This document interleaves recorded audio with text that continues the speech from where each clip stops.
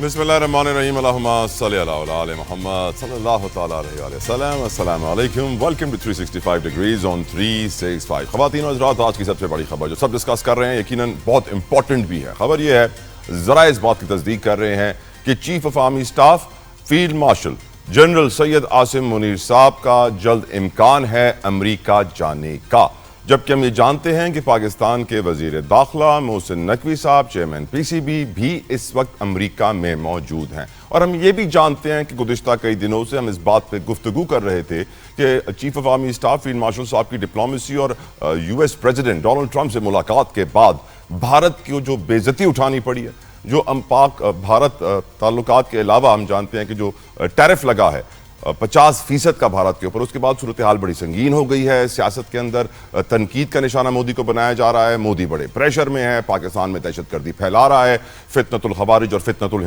हिंदुस्तान बलूचिस्तान के इलाकों में अपनी IED ब्लास्ट कर रहे हैं और अल्हम्दुलिल्लाह हमारे जवान उनको जहन्नुम भी वासिल कर रहे हैं। हम जानते हैं कि आज 4 दहशतगर्दों को जहन्नुम वासिल किया गया मसदूम में और 3 हमारे जवानों ने शहादत नोश फरमाई व मकाम नोश फरमाया। यकीनन पूरी कौम उनके साथ खड़ी है, उनको सलाम पेश करती है। लेकिन ये मुलाकात जो अब होने जा रही है, अगर होती है तो इससे क्या तवक्कुआत होनी चाहिए? व्हाट कैन बी अचीव सियासी तौर पे, मुआशी तौर पे, मुआशरती तौर पे और सिफारती तौर पे डिप्लोमेसी के मैदान में हम क्या क्या कुछ हासिल कर सकते हैं? इस प्रोग्राम में आज खुसूसी तौर पर बात होगी। इसके अलावा आपको मालूम है, मैं हमेशा बच्चों के लिए आवाज़ उठाता हूँ, चाहे पाकिस्तान के बच्चे भीख मांग रहे हों, चाहे पाकिस्तान के बच्चे ज्यादती का शिकार हो रहे हों, चाहे पाकिस्तान के बच्चे स्कूलों से बाहर हों।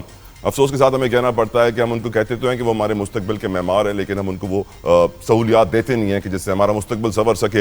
इस वक्त खबर यह है कि पाकिस्तान में एक बड़ी इंटरनेशनल NGO थी जिसके ऊपर क्रैकडाउन किया गया है। खबर यह आई है कि अमेरिकन एजेंसीज की तरफ से हमारी एजेंसीज को बताया गया कि ये बच्चे स्मगलिंग में मुलविस हैं और फिर उनको पकड़ा गया है। न सिर्फ पाकिस्तान में, भारत में भी उनके चेयरपर्सन को अरेस्ट किया गया, पाकिस्तान में उनके चेयरपर्सन को अरेस्ट किया गया। लेकिन मुझे बस अफसोस इस बात का होता है कि क्यों हमारा सिस्टम, हमारी रियासत, हमारा निज़ाम, हमारी हुकूमत, हमारी जमहूरियत क्यों हमारे बच्चों को वो तहफ़्फ़ुज़ फराम नहीं कर पाई जिसके वो हकदार हैं? ये एक बहुत बड़ा सवाल है, इस पर आज गुफ्तगू करेंगे। प्राइवेटाइजेशन की दोबारा बात की जा रही है, कहा जा रहा है कि निजकारी के अमल को तेज़ करेंगे। हम पहले ही जानते हैं कि PIA की निजकारी कहाँ फंसी हुई थी, बाकी निजकारी कैसी होगी। गुफ्तगू का आगाज़ करते हैं। मेरे साथ मौजूद हैं मेरे मौजूद मेहमान, विदाउट एनी फर्दर डिले उनका तारुफ करता हूँ। नईम हैदर पंचोता साहब फ्रॉम पाकिस्तान तहरीक इंसाफ, माहिर कानून, किसी तारुफ के मोहताज नहीं। पंचोता साहब अस्सलाम वालेकुम, बहुत शुक्रिया आपकी कीमती वक्त के लिए से, जज़ाकल्लाह खैर। PMLN से इंजीनियर राजा कमरुल इस्लाम साहब, इंजीनियर साहब अस्सलाम वालेकुम, बहुत शुक्रिया आपके वक्त के लिए। पीपल्स पार्टी से अली राशिद, किसी तारुफ के वो भी मोहताज नहीं है, बहुत शुक्रिया अली आपके वक्त के लिए, जज़ाकल्लाह खैर। और आगे चल के ब्रिगेडियर गज़नफ़र अली भी हमारे साथ मौजूद होंगे। Let's start the discussion. Brigadier साहब भी हमारे साथ मौजूद हैं। अस्सलाम वालेकुम ब्रिगेडियर साहब, बहुत शुक्रिया आपके वक्त के लिए सर, जज़ाकल्लाह खैर। पहले सवाल मैं ये ब्रिगेडियर साहब के सामने ही रखता हूँ। सर ये ज़रा कंफर्म कर रहे हैं कि आर्मी चीफ का दौरा एक्सपेक्टेड है अमेरिका का, मोहसिन नकवी ऑलरेडी वहाँ मौजूद है। उनकी डिप्लोमेसी की हम बहुत पहले भी तारीफ़ें कर चुके हैं। डोनाल्ड ट्रंप के साथ मुलाकात के बाद भारत को जो मुँह की खानी पड़ी पूरी दुनिया में, जो उसकी इज़्ज़त ख़त्म हो गई, डिप्लोमेसी सिफारतकारी ख़त्म हो गई। आपकी नज़र में अगर ये मुलाकात होती है तो what are your expectations brigadier retired Ghazanfar Ali साहब? बहुत शुक्रिया दादा। असल में बात यह है कि इस वक्त इंटरनेशनल ऑर्डर जो है वो इंटरनेशनल एनवायरनमेंट तब्दील हो रहा है और आपने देखा कि दुनिया जो है वो बाइपोलरिटी से यूनिपोलरिटी और मुख्तलिफ रीजनल स्टेट्स की तरफ शिफ्ट कर रही है और बहुत सारे ऐसे ममालिक हैं जिनका इन्फ्लुएंस इस आने वाले दिनों में बढ़ता जाएगा और वो जो कहते हैं ना पोस्ट अमेरिकन एरा जो है वो शुरू होने वाली है, क्योंकि अमेरिका एक तरह से सिंगल सुपर पावर है बड़े अरसे। लेकिन अब चूंकि ईरान इजराइल की जंग हुई, उसके बाद पाकिस्तान इंडिया का जो क्राइसिस हुए, उसके बाद जो रीजनल और उसके साथ साथ कुछ रीजनल अलायंसेस डेवलप हुई, फिर हमारे खत्ते में भी एक रीजनल अलायंस का जो है वो आश्कारा दिया जा रहा है जिसमें पाकिस्तान, बांग्लादेश, अफगानिस्तान और चाइना शामिल होंगे। तो इस तमाम चीज़ों में जो पोस्ट अमेरिकन एरा जो आपको नजर आ रही है और जो changing environments in the world politics नजर आ रहे हैं, उसमें लामहला पाकिस्तान की भी जियो स्ट्रेटेजिक और जियो पोलिटिकल इम्पोर्टेंस जो है वो बढ़ गई है।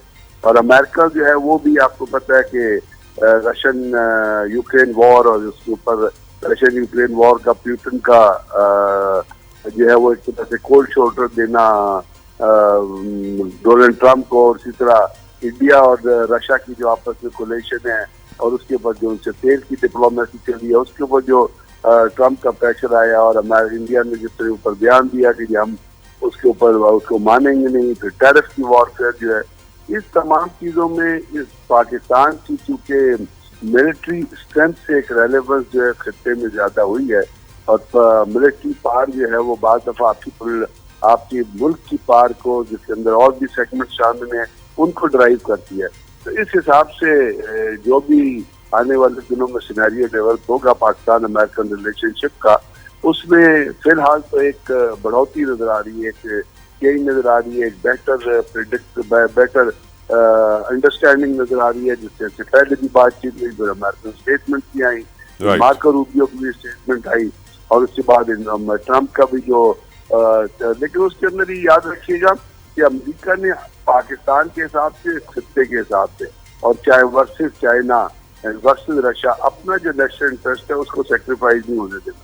انہوں نے جو کچھ کرنا ہے وہ اپنی، اور ٹرمپ نے انڈیا بھی دے دیا کہ اگر آپ 1 بلین کا تیل ان سے خریدیں گے تو تجارت چلے گی. اب صاف ظاہر ہے اس 1 بلین کا فائدہ پاکستان کو ہو یا نہ ہو، امریکہ کا تو فائدہ ہو جائے گا. تو یہ تمام چیزیں بہت انٹیلیجنٹ کی اور بہت غور و خوض سے دیکھنے کی ضرورت ہے، کیونکہ آپ کو پتہ ہے کہ ٹرمپ کا بعض دفعہ یہ بھی ریپوٹیشن رہی ہے کہ وہ اپنے پہلے والی چیز سے پھر جاتے ہیں. تو اس وقت اس سینیریو میں اس کے اوپر کوئی فیوچر فور کاسٹ نہیں کر سکتا کہ لانگ ٹرم ہوگی، لانگ اسٹینڈنگ ہوگی، لیکن آج کے دن کے حساب سے جب آپ دیکھیں گے تو اس میں پاکستان جو ہے اس نے جو کچھ کیا ہے اور جو کچھ ہو رہا ہے، اس میں پاکستان جو ہے ایک بہتر پوزیشن پہ جو ہے وہ کھڑا اس وقت اسٹریٹجیکلی پاکستان خطے میں. اور جب آپ ورسز انڈیا دیکھتے ہیں تو پاکستان ایک بیٹر چیپٹر پہ نظر آتا ہے. وے بیٹر الحمدللہ. نعیم حیدر پنچوتا صاحب، واٹ آر یور ایکسپیکٹیشنز؟ ہم جو اپنی سفارتی کامیابیاں جن کا ہم ذکر کر رہے ہیں کافی وقت سے نعیم صاحب، how can we build further ahead? مزید کامیابی ہم اس کے اوپر کیسے حاصل کر سکتے ہیں آپ کی نظر میں؟ بہت شکریہ جی، آپ نے موقع دیا، بڑی نوازش. دیکھیں، میں سمجھتا ہوں کہ جو پاکستان کا مسئلہ ہے وہ یہ ہے کہ پاکستان کی جو اکانومی ہے وہ ڈاؤن فال اس کا جو ہے وہ بہت زیادہ ہے. اکانومی جو ہے وہ پیچھے سے پیچھے جا رہی ہے، غربت جو ہے وہ زیادہ سے زیادہ بڑھ رہی ہے، اور ان تمام جو مسائل ہیں پاکستان کے، ان کا حل جو ہے وہ تب ہے کہ پاکستان کے اندر کوئی سرمایہ کاری آئے. اب آپ دیکھیں پچھلے 2-3 سالوں کے اندر جس طرح پاکستان سے لوگ باہر چلے گئے ہیں روزگار کی تلاش کے اندر، تو واضح انڈیکیٹ کرتا ہے کہ پاکستان سے لوگ باہر جانے کی وجہ یہ ہے کہ وہ ان کو روزگار کے مواقع نہیں ہیں، یہاں ان کو اپرچونیٹیز حاصل نہیں ہیں، یہاں قانون نہیں ہے، انصاف نہیں ہے. تو جب تک آپ کے معاشرے کے اندر قانون اور انصاف نہیں ہوتا، آپ کا معاشرہ کبھی بھی ترقی نہیں کر سکتا. اب دیکھیں یہاں سے آپ اندازہ لگا لیں کہ شریف خاندان ہو، زرداری خاندان ہو، انہوں نے اقتدار جو ہے اس کے مزے لوٹے، اس کے بعد اپنی تمام جماعتیں جتنا ان کا سرمایہ ہے وہ باہر لے کر چلے گئے.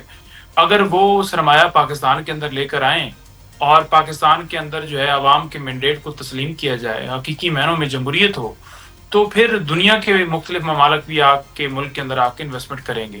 لیکن معاملہ یہ ہے کہ ہم اپنے گربان میں جھانکتے نہیں ہیں اور کہتے ہیں کہ ہم اس ملک جا رہے ہیں، اس ملک جا رہے ہیں، امریکہ جا رہے ہیں، یو کے جا رہے ہیں. انویسٹمنٹ آپ کی 2-2.5 سالوں کے اندر صفر آئی ہے، اور نیکسٹ بھی آپ اس حساب سے، ہماری تو دعائیں ہیں، ہماری تو کوشش ہے کہ پاکستان جو ہے اس کے اندر انصاف کا نظام ہو، جمہوریت ہو اور سرمایہ کاری ہے، ہمارا ملک خوشحال ہو. لیکن جو مسرت کے اوپر بٹھائے گئے ہیں 18 سیٹوں سے آپ نے ان کو حکومت دے دی، تو وہ اپنا انٹرسٹ دیکھتے ہیں، وہ اپنی جو بینک بیلنس ہیں وہ دیکھتے ہیں، اپنی جیب کو دیکھتے ہیں، وہ عوام کی ان کو پرواہ نہیں. اور آج عام آدمی جو ہے اسی لیے پریشان ہے کہ میرا بچہ جو ہے وہ ایک اس کو تعلیمی میسر نہیں ہے، اور جو ایک مافیا ہے ان کے بچے جو ہیں وہ باہر پڑتے ہیں. آج ایک عام آدمی یہ کہتا ہے کہ میرے بچے کو آکسیجن نہیں ملتی، پاک پتن آپ کے سامنے وہ واقعہ ہے. لیکن جو امیروں کے بچے ہیں وہ علاج کرنے کے لیے لندن چلے جاتے ہیں، باہر جاتے ہیں. تو یہ ہمیں اس میں خود کو جو ہے ٹھیک کرنا ہوگا، خود کی اصلاح کرنی ہوگی، پھر ملک جو ہے اس کے لیے ہم کنٹریبیوٹ کر سکتے ہیں. ادروائز تو نہیں ہو سکتا کہ آپ یہ کہہ لیں کہ خالی کسی سے ملاقات ہوگی ہے تو پاکستان جو ہے وہ اس میں بڑی خوشحالی آ جائے گی. بالکل ٹھیک سر، آپ کا پوائنٹ آف ویو آ گیا ہے. علی راشد، آپ ماشاءاللہ سے ٹریول بہت کر رہے ہوتے ہیں، میں آپ سے پوچھنا چاہوں گا کہ آپ سمجھتے ہیں کہ جو فیلڈ مارشل صاحب کی ڈپلومیسی ہے اس کا ایک سیزن 2 آ رہا ہے نیکسٹ، اگر ان کا ٹور آتا ہے یو ایس کا تو وی ول اچیو مور مائل اسٹونس، وڈ یو اگری علی راشد؟ اعوذ باللہ من الشیطان الرجیم، بسم اللہ الرحمن الرحیم، وتعز من تشاء وتذل من تشاء۔ دیکھیں بالکل میں آپ کی بات سے اتفاق کرتا ہوں کہ یہ ڈپلومیسی فیلڈ مارشل صاحب کی بہت اچھی جا رہی ہے اور اس کے ریزلٹس بھی آ رہے ہیں، اور واضح طور پہ ایک چیزیں ہوتی ہے کہ اگر ہماری جو حکومت ہے وہ کچھ ٹول کلیمز کرے، کچھ باتیں کرے کہ جی ہم یہ کرنے جا رہے ہیں، تو بات سمجھ بھی آتی ہے۔ جو لوگ تنقید کرتے ہیں میں ان سے کہتا ہوں کہ یہ ریکارڈ یہ کر چکی ہے، یہ حکومت وہ سب امور جو ہے اس کو کراس کر چکی ہے۔ سٹاک مارکیٹ اپنے ہائیسٹ ایور انڈیکس پہ ہے، بلیک راک، وین گارڈ جو ایک انٹرنیشنل سب سے بڑے فنڈز ہیں جو فورن انویسٹمنٹ کرتے ہیں، انہوں نے پاکستان کا رخ کر لیا ہے، and they interested in stock market. ہر ملک سے آپ کی ڈپلومیسی اچھی چل رہی ہے، آپ کے سب سے معاملات، ایران کا پریزیڈنٹ آپ کے پاس آ رہا ہے، آرمی چیف کو آپ کے اور فیلڈ مارشل کو پریزیڈنٹ ٹرمپ اپنے پاس بلا رہا ہے، پھر دوسری ایک میٹنگ ہو رہی ہے، ٹرمپ ٹویٹ کر کے سوشل میڈیا پہ، ٹروتھ سوشل پہ لکھ رہا ہے کہ ایسا وقت آنے والا ہے کہ پاکستان انڈیا کو تیل بیچ رہا ہوگا۔ یہ president of the United States کہہ رہا ہے آپ کے ملک کے بارے میں۔ اگر ابھی بھی کچھ لوگوں کو ابہام ہے یا شک ہے کہ ملک ترقی کر رہا ہے یا بہتری کی طرف چیزیں جا رہی ہیں، تو then it's a question mark for them کہ ان کی کیا عقل ہے، کیا سمجھ ہے، کیا کمپریہنشن ہے۔ بٹ جہاں سے مجھے چیزیں دکھ رہی ہیں فیکٹس، فگر، اسٹیٹسٹکس کو دیکھتے ہوئے، الحمدللہ پاکستان از آن دا رائٹ ٹریک۔ ہماری انڈیا کو ہم نے اس وار میں ہرایا، اس کے بعد بالکل ایک آئسولیشن کا شکار ہم نے انڈیا کو کر دیا، مودی کو منہ کی کھانی پڑی، سیز فائر، ٹرمپ بار بار اس کے منع کرنے کے باوجود ٹرمپ کہتا رہا سیز فائر میں نے کروایا۔ اور آپ انڈیا کو آپ حالات دیکھیں کیسے چینج ہوئے ہیں، انڈیا کی کسی سے نہیں بن رہی، نیپال انڈیا سے خوش نہیں، سری لنکا انڈیا سے خوش نہیں، چائنا انڈیا سے خوش نہیں، باقی جو چھوٹے موٹے جو ممالک آس پاس ہے وہ خوش نہیں، پاکستان سے ویسے ہی وہ خوش نہیں۔ تو آئسولیشن کا شکار ہے، پوری انٹرنیشنل کمیونٹی آج پاکستان کے ساتھ کھڑی ہوئی ہے۔ تو I think let's call speed speed اور let's give credit where it's due, یہ چیزیں تھوڑی بہتری کی طرف جا رہی ہیں۔ بالکل، علی راشد صاحب نے پورا کریڈٹ دیا ہے فیلڈ مارشل صاحب کو اور کہتے ہیں دینا بھی چاہیے۔ انجینئر راجہ قمر الاسلام صاحب، آپ کی کیا ایکسپیکٹیشنز ہیں if our army chief decides to go to America in the coming week, sir؟ دیکھیں میں نے تو جو کچھ کہنا تھا اس کی بہت سی چیزیں جو ہیں وہ علی راشد صاحب نے بیان کر دیں اور بڑے اچھے اور جامعہ طریقے سے بیان کر دیں، باقی کچھ دوسرا پہلو بریڈی صاحب نے بھی بیان کر دیا۔ ایک تو ہوتی ہے حقائق اور ایک ہوتا ہے assumptions۔ ہم جو اب اس دورہ سے، پہلی بات تو یہ ہے کہ یہ ابھی کنفرم ہوگا کہ کب ہو رہا ہے، اس کی کیا جو ہے نیٹی گریٹی کے ہے، انہوں نے کس سے ملنا ہے، کیا کرنا ہے، وہ تو بعد کی بات ہے۔ لیکن اگر ماضی کے اسی تناظر میں اس مستقبل کو دیکھا جائے تو اس سے امیدیں لگائی جائیں اگر پاکستان کی بہتری کے لیے، تو یہ کوئی بالکل بھی غلط نہیں ہوگا۔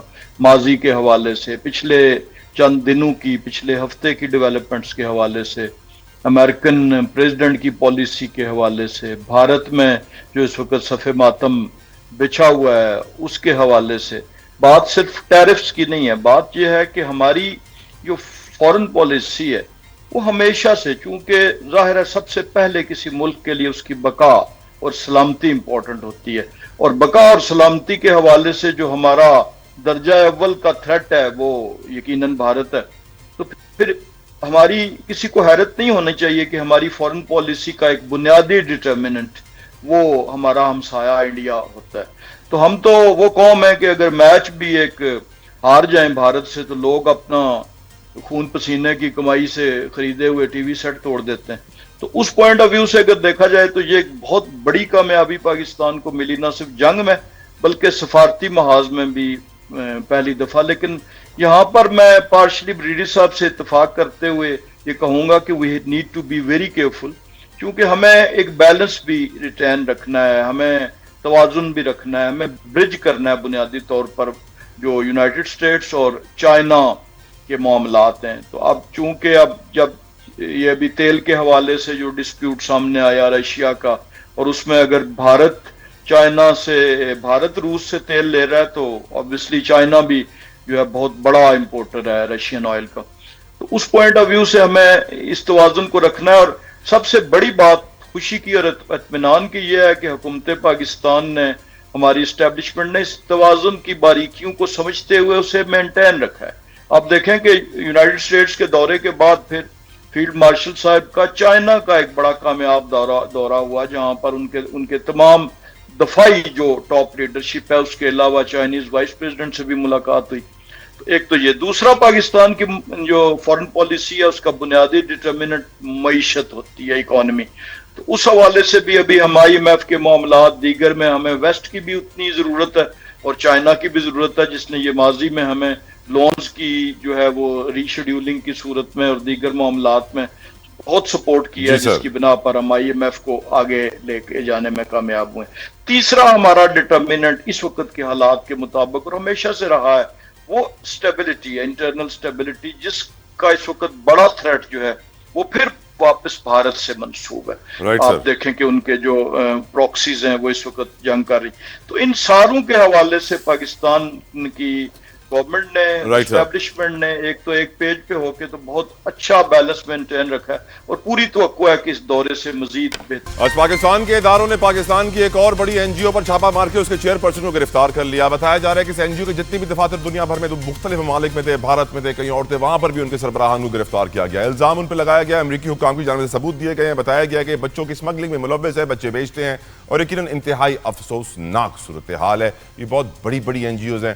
سارم برنی کا کیس تھوڑا وقت پہلے ہم نے پاکستان میں دیکھا ہے، وہ بھی اس وقت لیگل بیٹل لڑ رہے ہیں. کیونکہ میرے ساتھ پینل میں کچھ وکیل بھی موجود ہیں تو یہ بہت ضروری ہے کہ ان سے لیگل رائے بھی جانی جائے. لیکن میں گفتگو کا آغاز رولنگ پارٹی PMLN سے کرنا چاہتا ہوں. انجینئر راجہ قمرول اسلام صاحب، سر، پاکستان کے بچے اتنے غیر محفوظ کیوں؟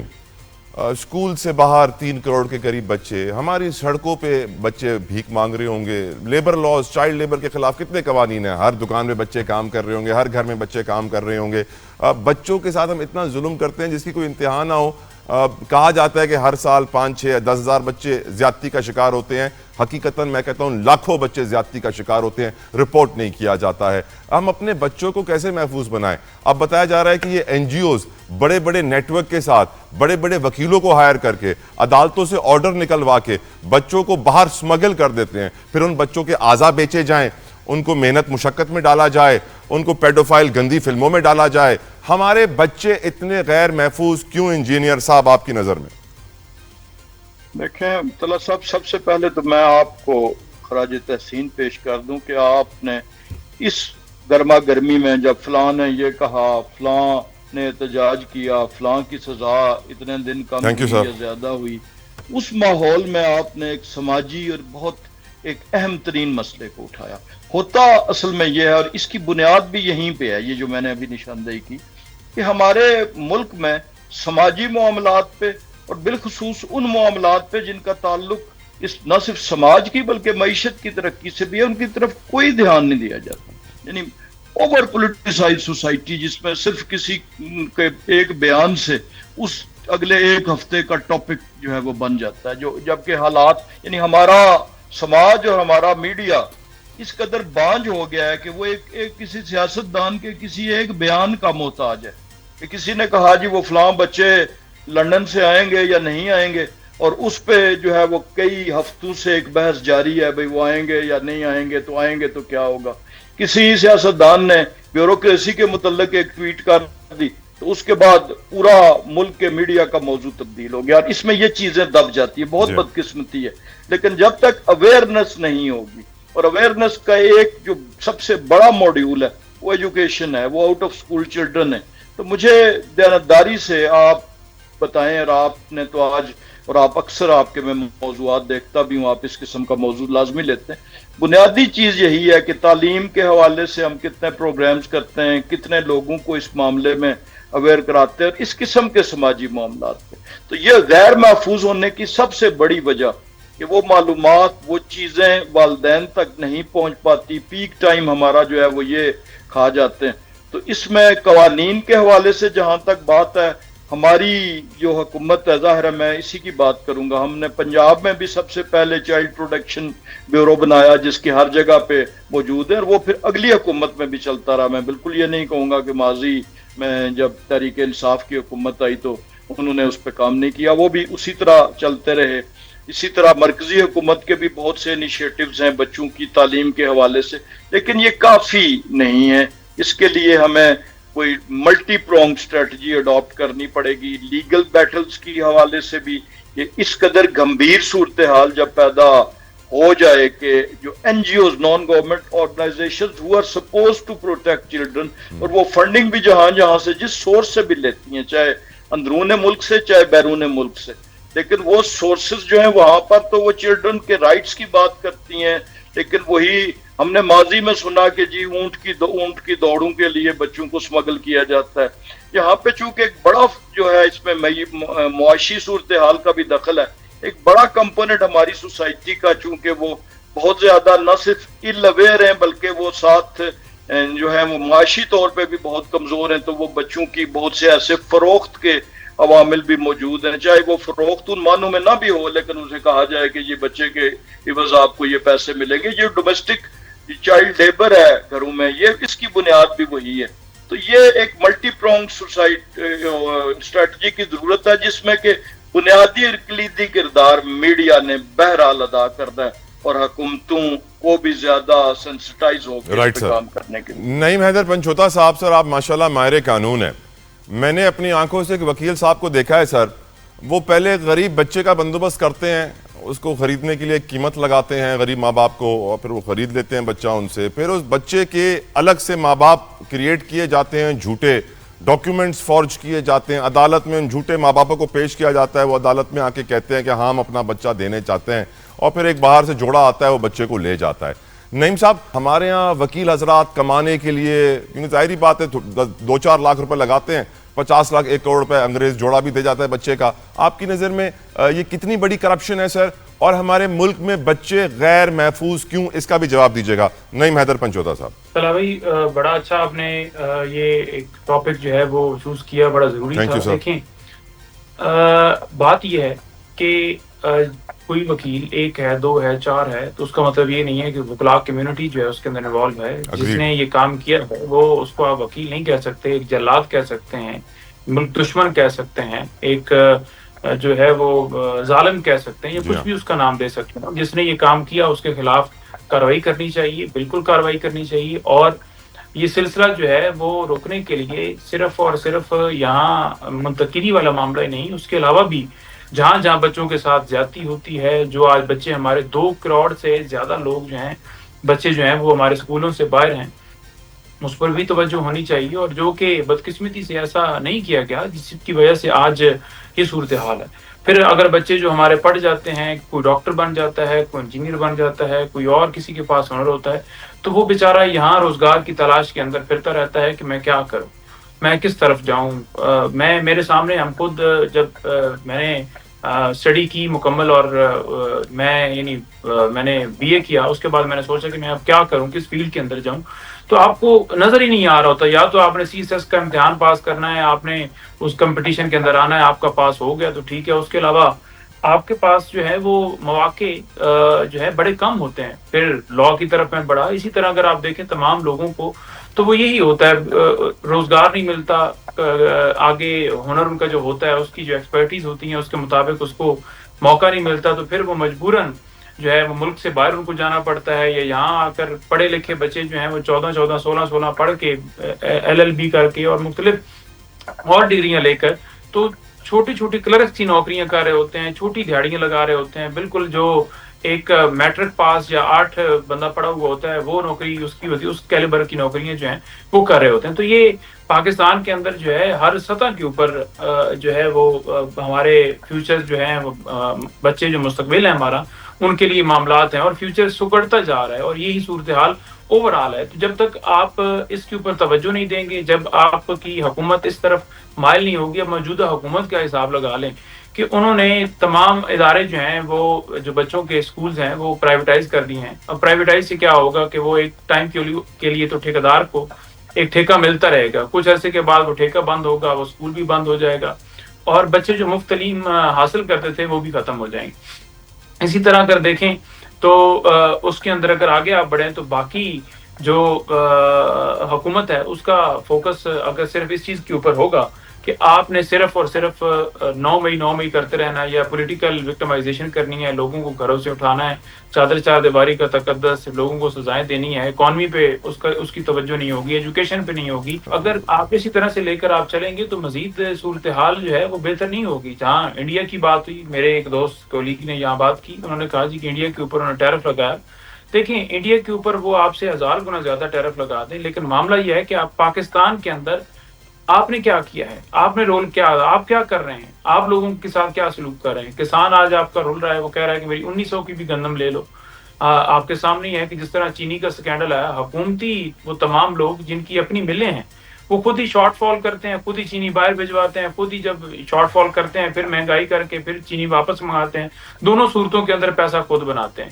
گندم کے اندر 200-300 ارب کا ٹیکہ لگایا گیا، کسی نے کوئی کارروائی نہیں کی۔ دبئی لیز کے اندر نام آیا، تمام لوگوں کا کوئی کارروائی نہیں ہوئی کیونکہ یہ لوگ قانون سے خود اوپر ہیں۔ اور جب آپ اس طرح کے حکمران بٹھائیں گے، جس طرح کے لوگ بٹھائیں گے تو وہ صرف اپنی جائیدادیں بنائیں گے۔ میں نے پچھلے سیگمنٹ کے اندر بھی یہ نقطہ اٹھایا تھا، تب تک آپ کے حالات نہیں ٹھیک ہو سکتے جب آپ کے اوپر بیٹھے ہوئے لوگ، جب آپ کے ملک کے اندر جمہوریت حقیقی معنوں میں نہیں ہوگی، جب آپ کے ادارے تمام اپنی اپنی حدود کے اندر کام نہیں کریں گے۔ بہت شکریہ نعیم حیدر پنچوتا صاحب، بہت شکریہ انجینئر راجہ قمر الاسلام صاحب، دونوں مہمانوں کا بہت مشکور، شکریہ وقت کے لیے، علی راشد کا بھی شکریہ۔ دنیا بڑھ رہی ہے کرپٹو کرنسی کی طرف، پاکستان نے بھی بڑے اقدامات کیے ہیں۔ پاکستان میں آخر کرپٹو کرنسی کا مستقبل ہے کیا، اس پر گفتگو کرنے کے لیے میرے ساتھ موجود ہیں وجاہت حسین صاحب، کرپٹو ایکسپرٹ ہیں، فائنینشیل اینالسٹ ہیں، پروفیشنل ٹرینر اینڈ مینٹور ہیں۔ بہت بہت شکریہ وجاہت فار یور پریشیس ٹائم، جزاک اللہ خیر۔ وجاہت، آپ کی نظر میں کرپٹو کرنسی کا پاکستان میں مستقبل کیا ہے اس وقت؟ پاکستان میں کرپٹو کرنسی کا مستقبل بہت برائٹ ہے، لیکن اگر اسے پراپر فریم ورک کے تحت لے کے جایا جائے تو پاکستان دنیا کا نمبر 1 ملک بن سکتا ہے جہاں پہ کرپٹو کرنسی سے لوگ اچھے ایونیوز کما سکتے ہیں، اور اسی کے ساتھ ساتھ پاکستانی گورنمنٹ کو بھی بہت زیادہ بینیفٹ ہو سکتا ہے تھرو آؤٹ ریمیٹنس کے ذریعے۔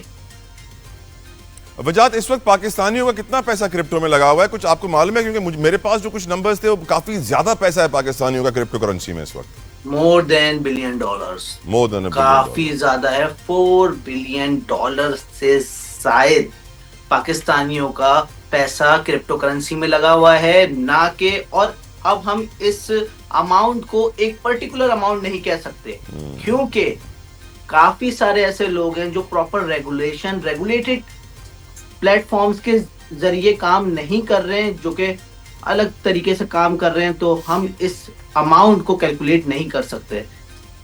What is to be done, آپ کیا ریکمینڈ کریں گے پاکستان میں اس صنعت کو بڑھانے کے لیے؟ جس طرح ہم جانتے ہیں کرپٹو کاؤنسل بنائی جا رہی ہے، بہت سارے ڈیلز کی جا رہی ہیں، کرغزستان کے ساتھ بتایا جا رہا ہے کہ اس وقت معاہدہ ہوا ہے، آپ کی نظر میں ہمیں کیا کیا کرنا ہوگا؟ سب سے پہلے تو ہمیں ایسے پلیٹ فارمز بنانے پڑیں گے جہاں پہ کرپٹو پراپر ریگولیشنز کے تھرو ہر کسی کے KYC ہو رہے ہو، تاکہ ہمیں پتا ہو کہ کتنی اماؤنٹ، ایکس اماؤنٹ جو ہے یہاں پہ ٹریڈ ہو رہی ہے۔ اور جب ہمارے پاس یہ ساری چیزیں ہوں گی، جیسے پاکستان کے آپ کو پتا چلا، اسی کے ساتھ ساتھ جیسے ہمارے فیلڈ مارشل ہیں، فیلڈ مارشل نے بھی بہت اچھے اقدامات لیے ہیں کرپٹو کرنسی کو، کرپٹو کاؤنسل کو آگے بڑھانے کے۔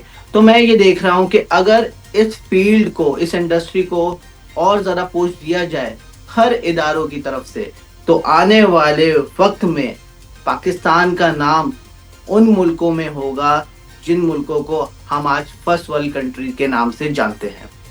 ہم دیکھتے ہیں دنیا کے ترقی یافتہ ملک جو ہیں وجاہت، وہاں پہ تو منی ایکسچینج کی طرح بنی ہوئی ہوتی ہیں دکانیں، آپ وہاں پہ جا کے کرپٹو کرنسی کیش بھی کروا سکتے ہیں، وہ دن پاکستان میں آتے ہوئے دیکھ رہے ہیں آپ؟ ایگزیکٹلی یہ دن میں آتے ہوئے دیکھ رہا ہوں، زیادہ نہیں، 2 سال میں اگر ہماری گورنمنٹ اس میں ہمیں ساتھ دیتی ہے تو میکسیمم 2 سال میں آپ کو پاکستان کے ہر کونے میں کرپٹو ایکسچینجز ملنی چاہیے، یہ میرا اوپینین ہے۔ وجاہت، ہمارا ملک IMF کے سامنے کارپٹ بن جاتا ہے $7 بلین کے لیے، حقیقت دیکھا جائے تو یہ دیکھیں $4 بلین تو یہ کرپٹو میں رکھے ہوئے ہیں، پاکستانیوں کے پاس اتنا پیسہ ہے۔ ڈو یو تھنک کہ پاکستان کی اکانومی کو کرپٹو کی مارکیٹ سے اتنا فائدہ ہو سکتا ہے کہ ہمیں IMF کے $7 بلین کی ضرورت ہی نہ پڑے؟ بالکل ہو سکتا ہے، اگر प्रॉपर तरीके से ये सारी चीजें चलती हैं तो इसमें मैं आपको, हम क्रिप्टो की बात कर रहे हैं, क्रिप्टो के साथ फॉरेन एक्सचेंजेस भी आती हैं, मतलब फॉरेक्स भी आता है। फॉरेक्स की $7.4 ट्रिलियन का वॉल्यूम है डे का, सही है। हम अगर इन चीजों पे वर्क करते हैं तो हम आराम से अपने कर्जे भी उतार सकते हैं, साथ साथ हम अपनी मईशत को और ज्यादा मजबूत कर सकते हैं। बिल्कुल ठीक। हाउ टू इन्वेस्ट, एक सवाल ऐसा है जो आपसे रोज लोग पूछते होंगे, यार मुझे क्रिप्टो खरीदना है लेकिन मेरे पास तो इतने पैसे हैं, किस तरह खरीदूं, क्या जवाब देते हैं? मैं तो सबसे पहले एक चीज हर किसी को बोलता हूँ, सबसे पहले तो आप देखें पाकिस्तान के वो कौन से लीगल प्लेटफॉर्म्स हैं। अनफॉर्चुनेटली हमारे पास कोई लीगल प्लेटफॉर्म नहीं है। मैं एनकरेज नहीं करता इलीगल प्लेटफॉर्म्स को जो अभी यहाँ पे बैन है। तो सबसे पहले तो लीगल प्लेटफॉर्म्स होने चाहिए। एक दफा वो एक मशहूर नाम है बाइनेंस, क्या वो भी इलीगल है? बाइनेंस इलीगल अभी करंटली इलीगल है। करंटली इलीगल इसलिए है क्योंकि फ्रेमवर्क में प्रॉपर पीछे बैक हैंड में चीजें चल रही हैं। हो सकता है कि अभी जब लीगलाइजेशन पे चीजें जाए तो सबसे पहले बाइनेंस ही होगा जो लीगल होगा प्लेटफॉर्म सबसे पहले। तो अभी चीजें क्लियर नहीं हुई हैं, जब चीजें क्लियर होंगी तब मैं बोलता हूँ। अच्छा ये बताएं वजाहत, कहते हैं कि पाकिस्तान में, आपको मालूम है ना कि कल हमारे डिफेंस मिनिस्टर ने भी ट्वीट किया कि इस पाक जमीन को हमारी ब्यूरोक्रेसी नापाक बना रही है, इतना काला धन है उनके पास। कहते हैं पाकिस्तान में क्योंकि ग्रे इकोनॉमी, इनफॉर्मल इकोनॉमी इतनी ज्यादा है कि क्रिप्टो में पैसे छुपाना बड़ा आसान हो जाता है। Do you agree?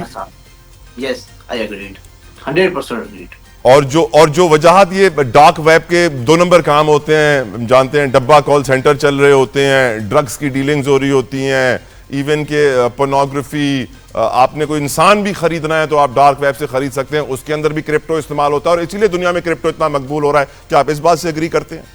जहां बात होती है डार्क वेब की, तो डार्क वेब पे क्रिप्टो करेंसी के जरिए अब किसी की कोई रोक टोक नहीं हो रही है। क्रिप्टो करेंसी के जरिए वहां पे पेमेंट भेजी जा रही है और गलत गलत चीजें, सॉफ्ट पॉर्न बन रही है, और सॉफ्ट पॉर्न के अलावा और भी ज्यादा चीजें बन रही हैं, जैसे कि गवर्नमेंट पॉलिटिशियंस जो होते हैं, पॉलिटिशियंस की फेक एआई चीजें बन रही हैं। अब हमें क्या करना चाहिए? हमारे पास एक ऐसा लीगल प्लेटफॉर्म, एक ऐसी लीगल रेगुलेटरीज होनी चाहिए जो कि इन चीजों पे रोक सकें। अब आपने स्कैम्स के बारे में सुना होगा, बेतहाशा स्कैमर्स आजकल के वक्त में, जैसे कि सबसे पहले हम बात करते हैं बाइनेंस पे P2P का स्कैम।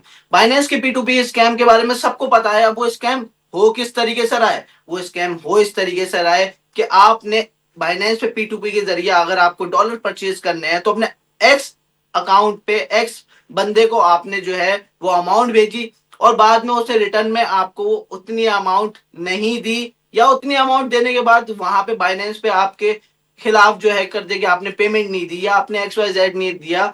उसके बाद हो क्या रहा है? उसके बाद हो रहा है आपका अकाउंट फ्रीज, अकाउंट बैन हो रहा है।